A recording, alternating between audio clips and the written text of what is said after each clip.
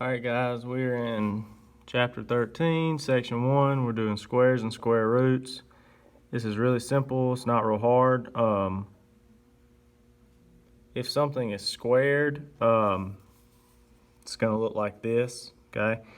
When it's squared, that means it's just 7 times 7, which is 49. If it's negative 7 squared, that means negative 7 is multiplied negative 7 times negative 7, okay? Also, we're doing square roots.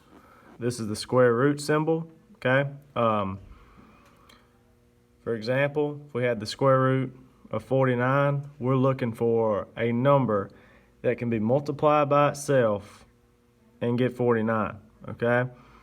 So example, 7 squared is 49. The square root of 49 would be 7, because 7 times 7 is 49. Nothing else can be the square root of 49, okay?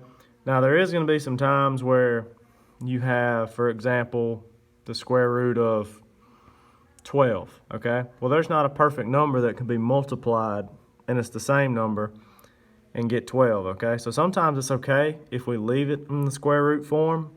But what you're going to do today, all of these will be in the perfect form. So let's look at this one. Example 1, we got the square root of 25. We're trying to think what two numbers can multiply together and get 25. Okay? 5 and 5, right? Nothing else can get to 25 and be in the same number other than 5, okay? So let's look at B. The negative square root of 64, okay?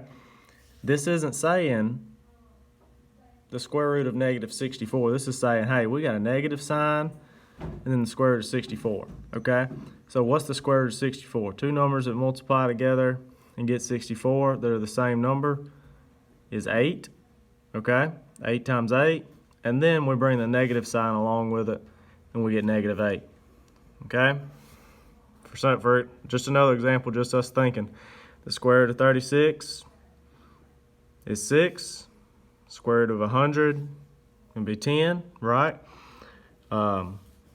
Square root of 121 can be 11.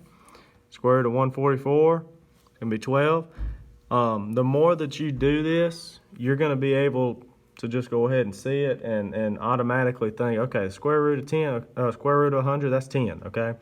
It's got to be, you got to be able to absolutely just shoot those answers off as fast as you can whenever you see that stuff, okay? So you got example problems on page 667. You got 15 through 20. Good luck. They're really simple. They're nothing harder than example 1A and 1B. But if you guys need any help, let me know. If you get confused, just look back at example 1A and B and you'll be able to do it.